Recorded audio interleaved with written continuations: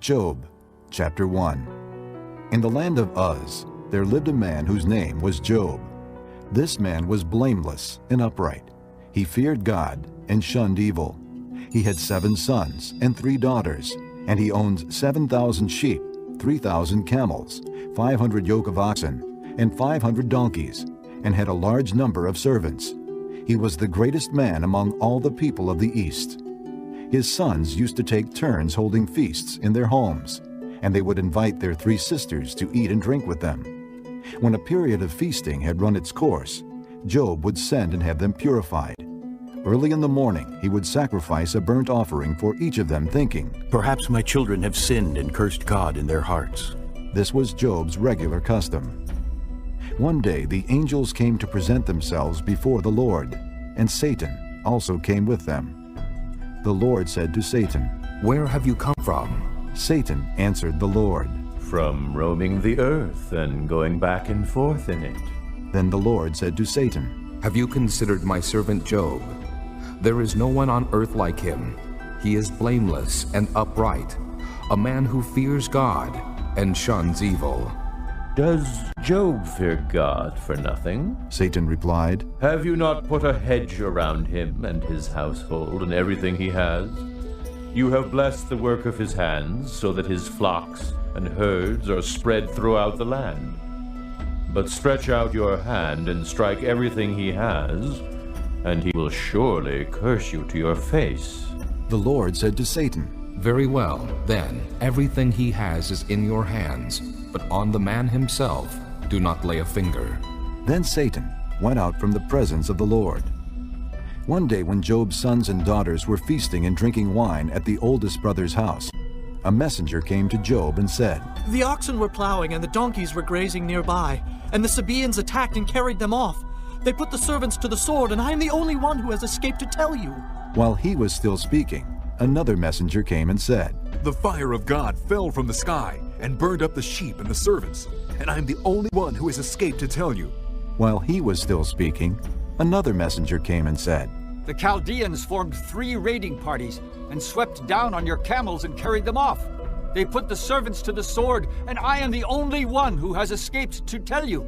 While he was still speaking, yet another messenger came and said, "Your sons and daughters were feasting and drinking wine at the oldest brother's house, when suddenly a mighty wind swept in from the desert and struck the 4 corners of the house. It collapsed on them, and they are dead, and I am the only one who has escaped to tell you."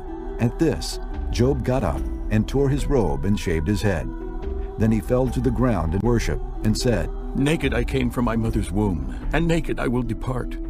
The Lord gave, and the Lord has taken away. May the name of the Lord be praised." In all this, Job did not sin by charging God with wrongdoing.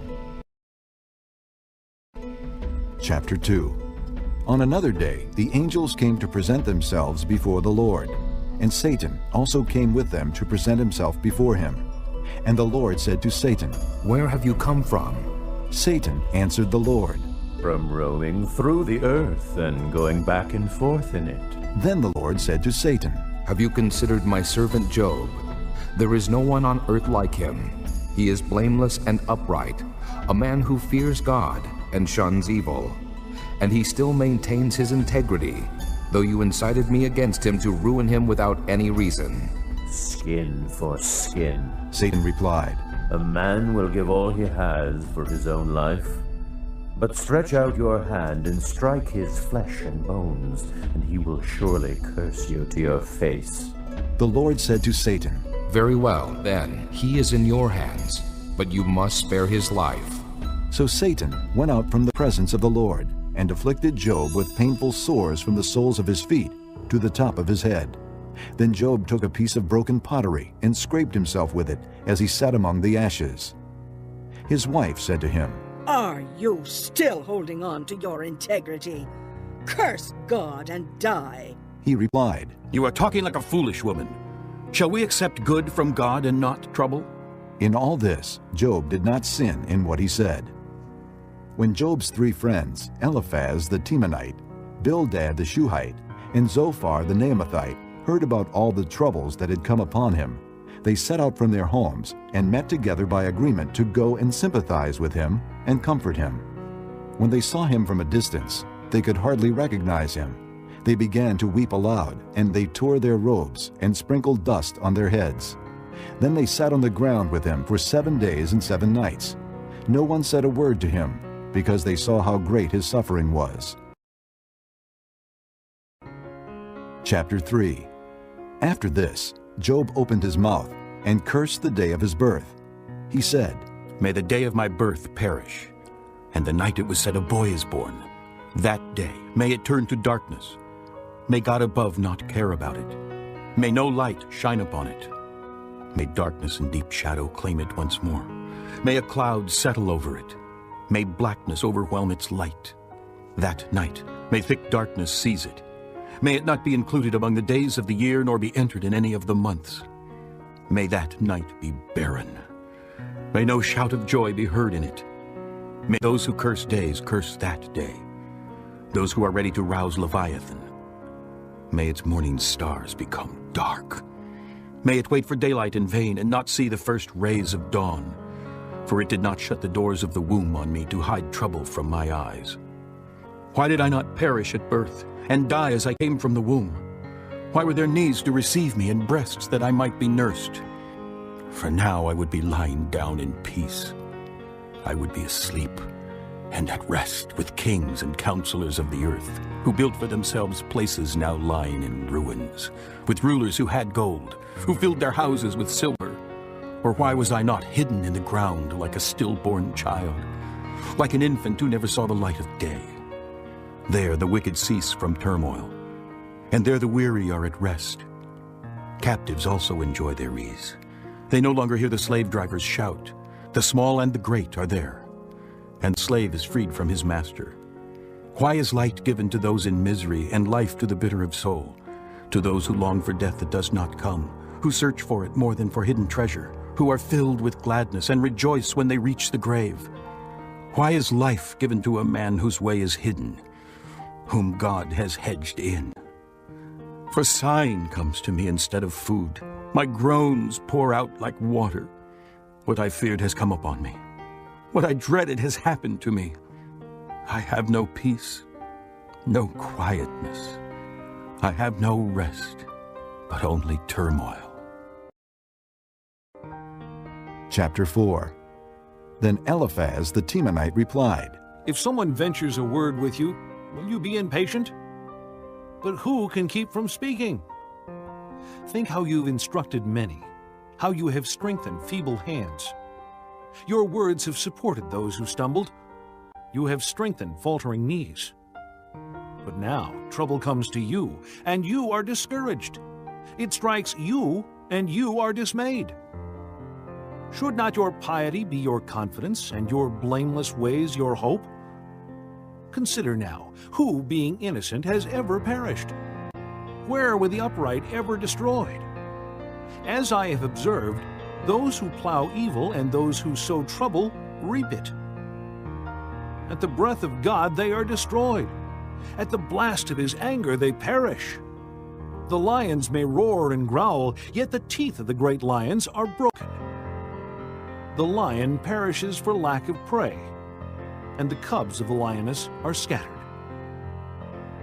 A word was secretly brought to me. My ears caught a whisper of it.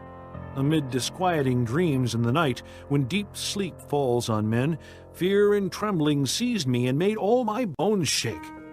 A spirit glided past my face, and the hair on my body stood on end. It stopped, but I could not tell what it was. A form stood before my eyes, and I heard a hushed voice, Can a mortal be more righteous than God? Can a man be more pure than his Maker? If God places no trust in his servants, if he charges his angels with error, how much more those who live in houses of clay, whose foundations are in the dust, who are crushed more readily than a moth?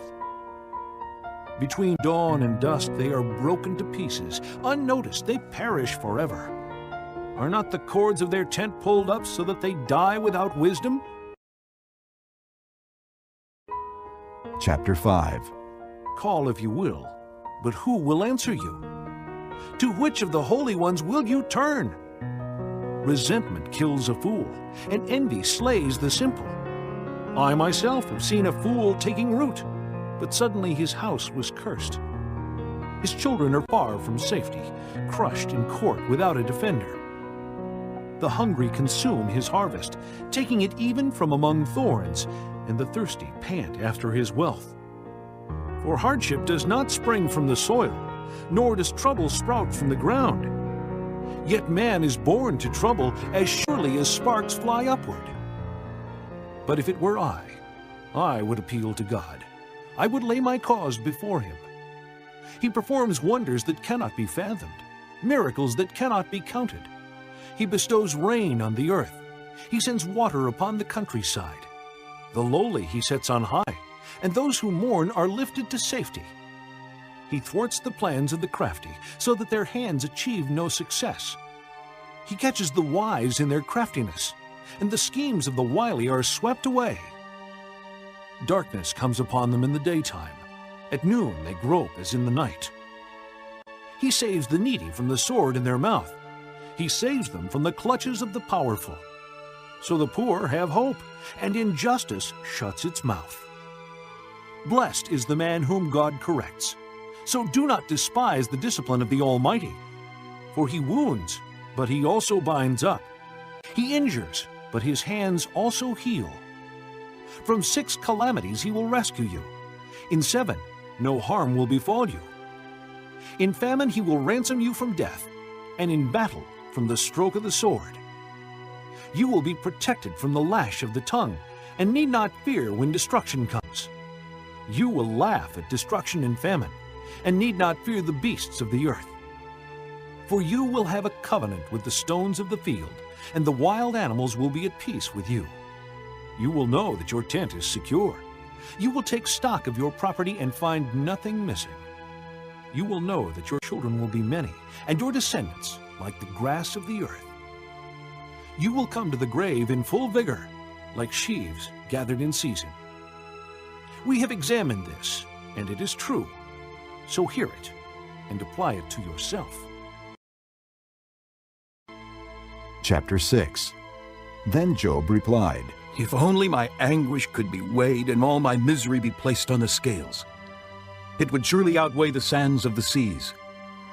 No wonder my words have been impetuous.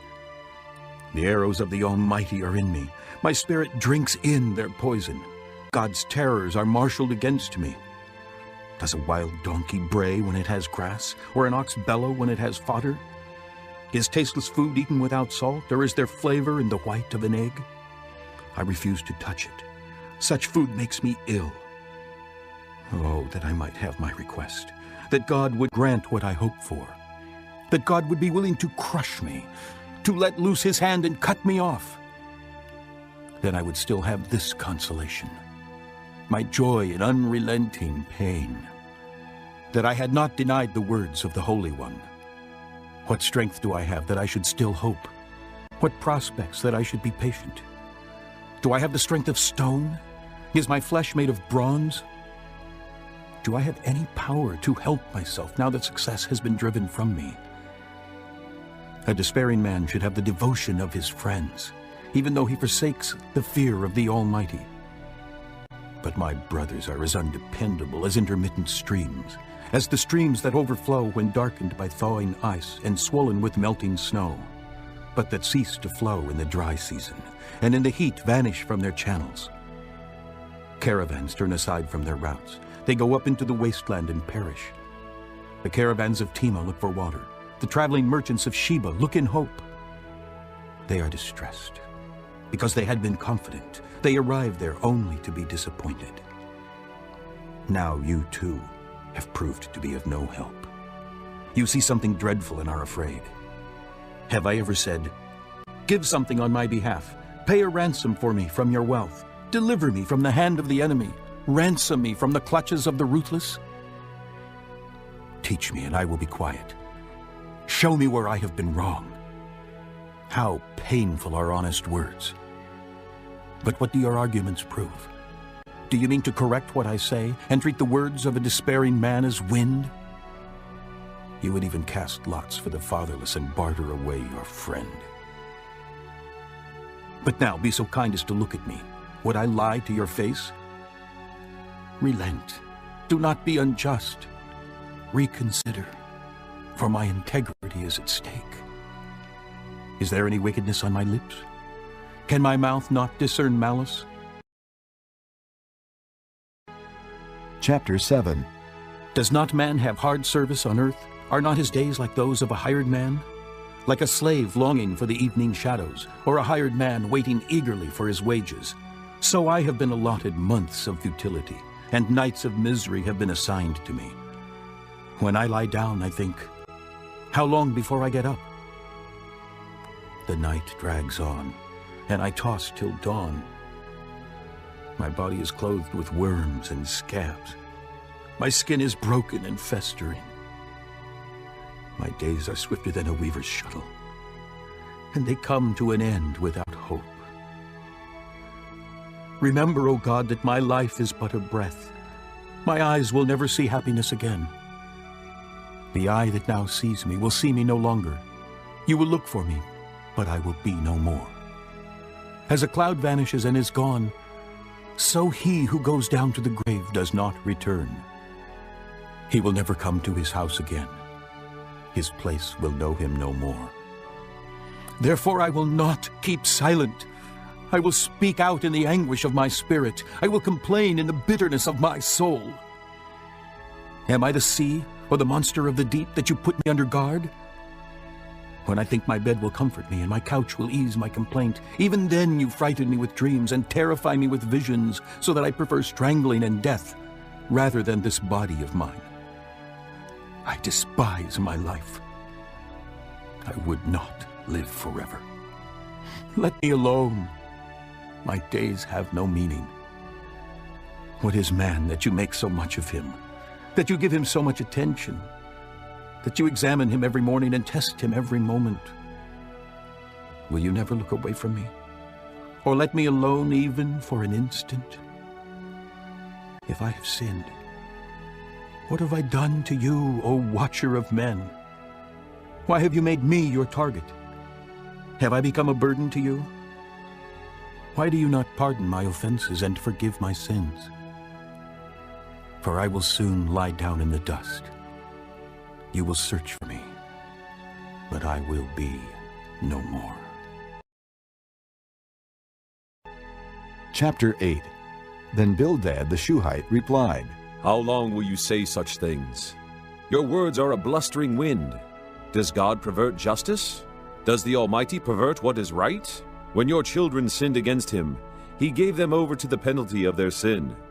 But if you will look to God and plead with the Almighty, if you are pure and upright, even now he will rouse himself on your behalf and restore you to your rightful place. Your beginnings will seem humble, so prosperous will your future be. Ask the former generations and find out what their fathers learned. For we were born only yesterday and know nothing, and our days on earth are but a shadow. Will they not instruct you and tell you? Will they not bring forth words from their understanding? Can papyrus grow tall where there is no marsh? Can reeds thrive without water? While still growing and uncut, they wither more quickly than grass. Such is the destiny of all who forget God. So perishes the hope of the godless. What he trusts in is fragile. What he relies on is a spider's web. He leans on his web, but it gives way. He clings to it, but it does not hold. He is like a well-watered plant in the sunshine, spreading its shoots over the garden. It entwines its roots around a pile of rocks and looks for a place among the stones. But when it is torn from its spot, that place disowns it and says, I never saw you. Surely its life withers away, and from the soil other plants grow. Surely God does not reject a blameless man, or strengthen the hands of evildoers. He will yet fill your mouth with laughter, and your lips with shouts of joy. Your enemies will be clothed in shame, and the tents of the wicked will be no more. Chapter 9. Then Job replied, Indeed, I know that this is true. But how can a mortal be righteous before God? Though one wished to dispute with him, he could not answer him 1 time out of 1,000. His wisdom is profound, his power is vast. Who has resisted him and come out unscathed? He moves mountains without their knowing it. He overturns them in his anger. He shakes the earth from its place and makes its pillars tremble. He speaks to the sun and it does not shine. He seals off the light of the stars. He alone stretches out the heavens and treads on the waves of the sea. He is the maker of the Bear and Orion, the Pleiades and the constellations of the south. He performs wonders that cannot be fathomed, miracles that cannot be counted. When he passes me, I cannot see him. When he goes by, I cannot perceive him. If he snatches away, who can stop him? Who can say to him, "What are you doing?" God does not restrain his anger. Even the cohorts of Rahab cowered at his feet. How then can I dispute with him? How can I find words to argue with him? Though I were innocent, I could not answer him. I could only plead with my judge for mercy. Even if I summoned him and he responded, I do not believe he would give me a hearing. He would crush me with a storm and multiply my wounds for no reason. He would not let me regain my breath, but would overwhelm me with misery. If it is a matter of strength, he is mighty. If it is a matter of justice, who will summon him? Even if I were innocent, my mouth would condemn me. If I were blameless, it would pronounce me guilty. Although I am blameless, I have no concern for myself. I despise my own life. It is all the same. That is why I say, he destroys both the blameless and the wicked. When a scourge brings sudden death, he mocks the despair of the innocent. When a land falls into the hands of the wicked, he blindfolds its judges. If it is not he, then who is it? My days are swifter than a runner. They fly away without a glimpse of joy. They skim past like boats of papyrus, like eagles swooping down on their prey. If I say, I will forget my complaint, I will change my expression and smile, I still dread all my sufferings, for I know you will not hold me innocent. Since I am already found guilty, why should I struggle in vain? Even if I washed myself with soap and my hands with washing soda, you would plunge me into a slime pit so that even my clothes would detest me. He is not a man like me that I might answer him, that we might confront each other in court. If only there were someone to arbitrate between us, to lay his hand upon us both. Someone to remove God's rod from me, so that his terror would frighten me no more. Then I would speak up without fear of him. But as it now stands with me, I cannot. Chapter 10. I loathe my very life. Therefore I will give free rein to my complaint and speak out in the bitterness of my soul. I will say to God, do not condemn me, but tell me what charges you have against me. Does it please you to oppress me, to spurn the work of your hands while you smile on the schemes of the wicked? Do you have eyes of flesh? Do you see as a mortal sees? Are your days like those of a mortal, or your years like those of a man, that you must search out my faults and probe after my sin? Though you know that I am not guilty, and that no one can rescue me from your hand. Your hands shaped me and made me. Will you now turn and destroy me? Remember that you molded me like clay. Will you now turn me to dust again? Did you not pour me out like milk and curdle me like cheese? Clothe me with skin and flesh and knit me together with bones and sinews. You gave me life and showed me kindness, and in your providence watched over my spirit. But this is what you concealed in your heart, and I know that this was in your mind. If I sinned, you would be watching me and would not let my offense go unpunished. If I am guilty, woe to me. Even if I am innocent, I cannot lift my head, for I am full of shame and drowned in my affliction. If I hold my head high, you stalk me like a lion, and again display your awesome power against me. You bring new witnesses against me and increase your anger toward me. Your forces come against me, wave upon wave. Why then did you bring me out of the womb? I wish I had died before any eye saw me. If only I had never come into being, or had been carried straight from the womb to the grave? Are not my few days almost over?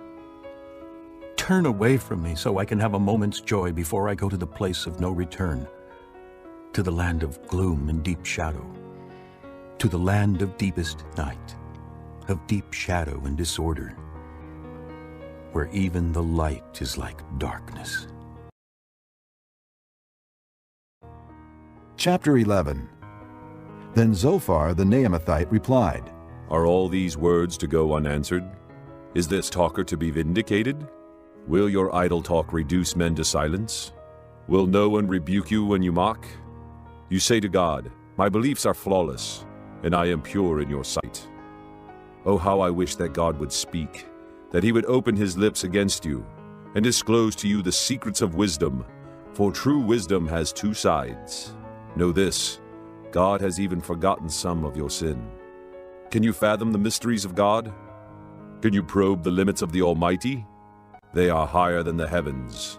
What can you do? They are deeper than the depths of the grave. What can you know?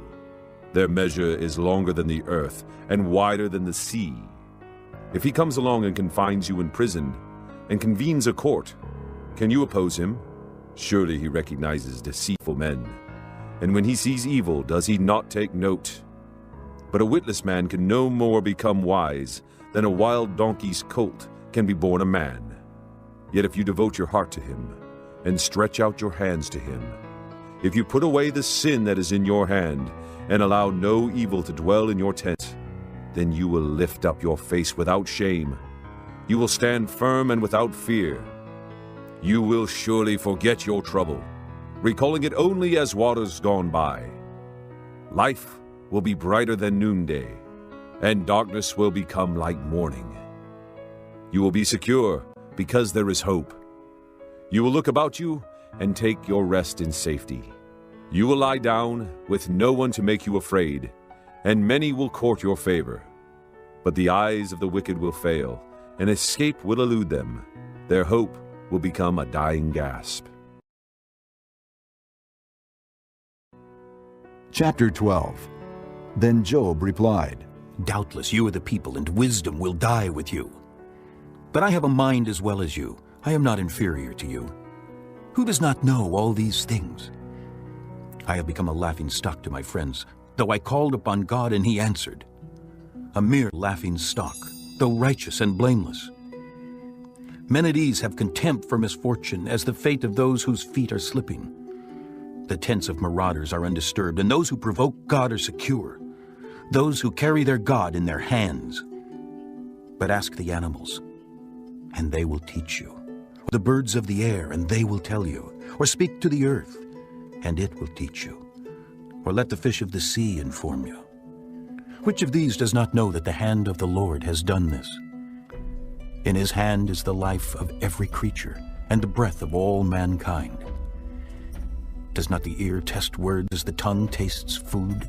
Is not wisdom found among the aged? Does not long life bring understanding? To God belong wisdom and power.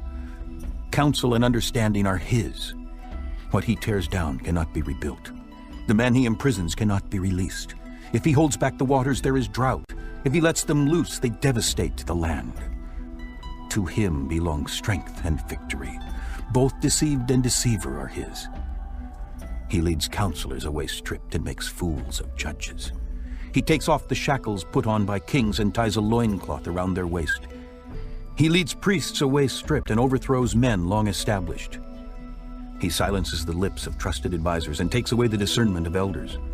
He pours contempt on nobles and disarms the mighty. He reveals the deep things of darkness and brings deep shadows into the light. He makes nations great and destroys them. He enlarges nations and disperses them. He deprives the leaders of the earth of their reason. He sends them wandering through a trackless waste. They grope in darkness with no light. He makes them stagger like drunkards. Chapter 13. My eyes have seen all this. My ears have heard and understood it. What you know, I also know. I am not inferior to you. but I desire to speak to the Almighty and to argue my case with God. You, however, smear me with lies. You are worthless physicians, all of you. If only you would be altogether silent. For you, that would be wisdom. Hear now my argument. Listen to the pleas of my lips. Will you speak wickedly on God's behalf? Will you speak deceitfully for him? Will you show him partiality? Will you argue the case for God? Would it turn out well if he examined you? Could you deceive him as you might deceive men? He would surely rebuke you if you secretly showed partiality. Would not his splendor terrify you? Would not the dread of him fall on you? Your maxims are proverbs of ashes. Your defenses are defenses of clay. Keep silent, and let me speak. Then let come to me what may. Why do I put myself in this jeopardy and take my life in my hands? Though he slay me, yet will I hope in him. I will surely defend my ways to his face. Indeed, this will turn out for my deliverance, for no godless man would dare come before him. Listen carefully to my words. Let your ears take in what I say. Now that I have prepared my case, I know I will be vindicated. Can anyone bring charges against me? If so, I will be silent and die. Only grant me these two things, O God, and then I will not hide from you. Withdraw your hand far from me, and stop frightening me with your terrors. Then summon me, and I will answer. Or let me speak, and you reply. How many wrongs and sins have I committed? Show me my offense and my sin. Why do you hide your face and consider me your enemy? Will you torment a wind-blown leaf? Will you chase after dry chaff? For you write down bitter things against me and make me inherit the sins of my youth. You fasten my feet in shackles. You keep close watch on all my paths by putting marks on the soles of my feet.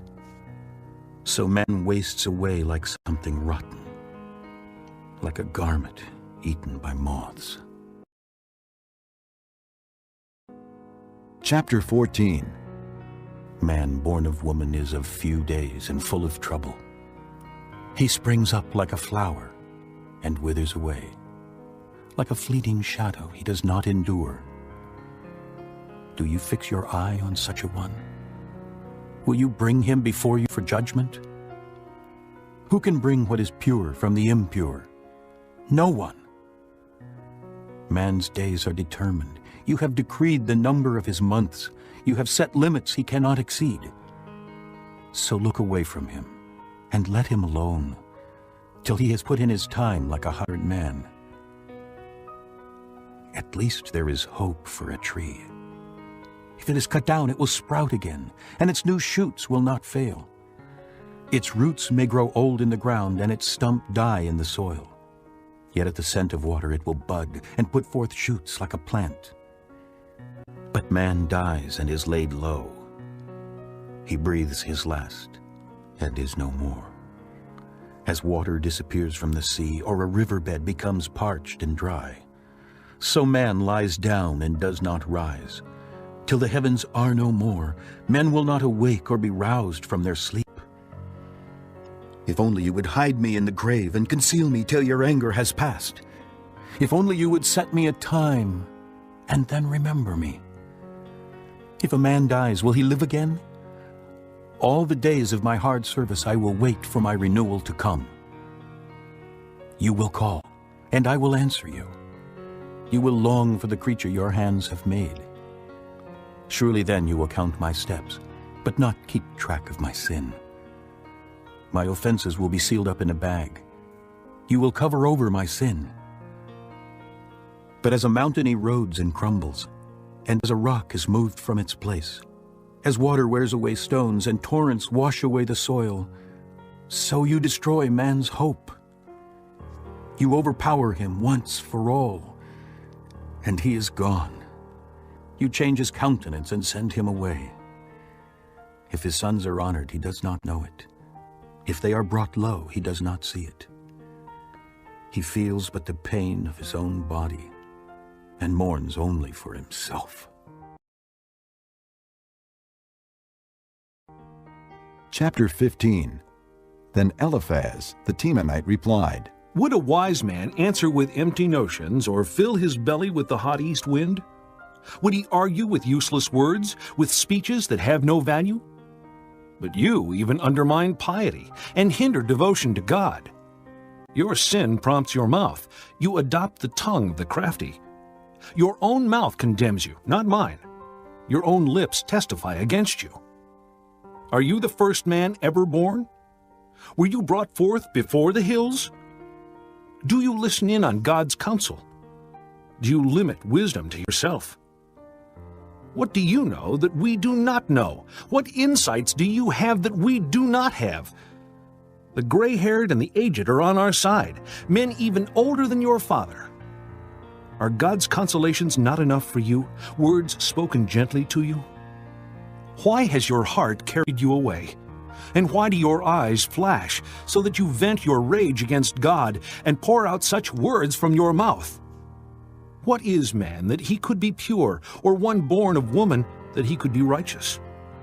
If God places no trust in his holy ones, if even the heavens are not pure in his eyes, how much less man who is vile and corrupt, who drinks up evil like water?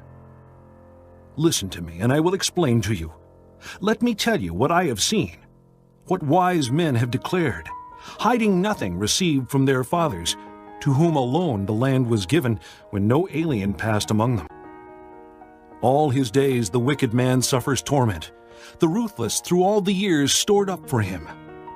Terrifying sounds fill his ears. When all seems well, marauders attack him. He despairs of escaping the darkness. He is marked for the sword. He wanders about, food for vultures.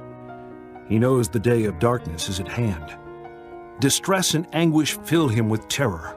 They overwhelm him like a king poised to attack, because he shakes his fist at God and vaunts himself against the Almighty, defiantly charging against him with a thick, strong shield. Though his face is covered with fat and his waist bulges with flesh, he will inhabit ruined towns and houses where no one lives, houses crumbling to rubble. He will no longer be rich, and his wealth will not endure, nor will his possessions spread over the land. He will not escape the darkness. A flame will wither his shoots, and the breath of God's mouth will carry him away. Let him not deceive himself by trusting what is worthless, for he will get nothing in return. Before his time he will be paid in full, and his branches will not flourish. He will be like a vine stripped of its unripe grapes, like an olive tree shedding its blossoms. For the company of the godless will be barren, and fire will consume the tents of those who love bribes. They conceive trouble and give birth to evil. Their womb fashions deceit. Chapter 16. Then Job replied, I have heard many things like these. Miserable comforters are you all. Will your long-winded speeches never end? What ails you that you keep on arguing? I also could speak like you, if you were in my place. I could make fine speeches against you and shake my head at you. But my mouth would encourage you. Comfort from my lips would bring you relief. Yet if I speak, my pain is not relieved. And if I refrain, it does not go away. Surely, O God, you have worn me out. You have devastated my entire household. You have bound me, and it has become a witness. My gauntness rises up and testifies against me. God assails me and tears me in his anger and gnashes his teeth at me. My opponent fastens on me his piercing eyes. Men open their mouths to jeer at me. They strike my cheek in scorn and unite together against me. God has turned me over to evil men and thrown me into the clutches of the wicked. All was well with me, but he shattered me. He seized me by the neck and crushed me. He has made me his target. His archers surround me. Without pity, he pierces my kidneys and spills my gall on the ground. Again and again, he bursts upon me. He rushes at me like a warrior. I have sewed sackcloth over my skin and buried my brow in the dust. My face is red with weeping. Deep shadows ring my eyes. Yet my hands have been free of violence, and my prayer is pure. O earth, do not cover my blood. May my cry never be laid to rest. Even now my witness is in heaven, my advocate is on high. My intercessor is my friend as my eyes pour out tears to God. On behalf of a man, he pleads with God as a man pleads for his friend. Only a few years will pass before I go on the journey of no return. Chapter 17. My spirit is broken. My days are cut short. The grave awaits me. Surely mockers surround me. My eyes must dwell on their hostility. Give me, O God, the pledge you demand. Who else will put up security for me? You have closed their minds to understanding. Therefore you will not let them triumph. If a man denounces his friends for reward, the eyes of his children will fail. God has made me a byword to everyone, a man in whose face people spit. My eyes have grown dim with grief. My whole frame is but a shadow. Upright men are appalled at this. The innocent are aroused against the ungodly. Nevertheless, the righteous will hold to their ways, and those with clean hands will grow stronger. But come on, all of you, try again. I will not find a wise man among you. My days have passed, my plans are shattered, and so are the desires of my heart. These men turn night into day. In the face of darkness they say, light is near. If the only home I hope for is the grave, if I spread out my bed in darkness, if I say to corruption, you are my father, and to the worm, my mother or my sister, where then is my hope? Who can see any hope for me? Will it go down to the gates of death? Will we descend together into the dust? Chapter 18. Then Bildad the Shuhite replied, When will you end these speeches? Be sensible, and then we can talk. Why are we regarded as cattle, and considered stupid in your sight? You who tear yourself to pieces in your anger, is the earth to be abandoned for your sake? Or must the rocks be moved from their place? The lamp of the wicked is snuffed out, the flame of his fire stops burning. The light in his tent becomes dark, the lamp beside him goes out. The vigor of his step is weakened, his own schemes throw him down. His feet thrust him into a net, and he wanders into its mesh. A trap seizes him by the heel, a snare holds him fast. A noose is hidden for him on the ground. A trap lies in his path. Terrors startle him on every side, and dog his every step. Calamity is hungry for him. Disaster is ready for him when he falls. It eats away parts of his skin. Death's firstborn devours his limbs. He is torn from the security of his tent and marched off to the king of terrors. Fire resides in his tent. Burning sulfur is scattered over his dwelling. His roots dry up below, and his branches wither above. The memory of him perishes from the earth. He has no name in the land. He is driven from light into darkness, and is banished from the world. He has no offspring or descendants among his people, no survivor where once he lived. Men of the West are appalled at his fate. Men of the East are seized with horror. Surely such is the dwelling of an evil man. Such is the place of one who knows not God. Chapter 19.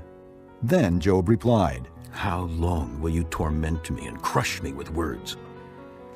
10 times now you have reproached me. Shamelessly you attack me.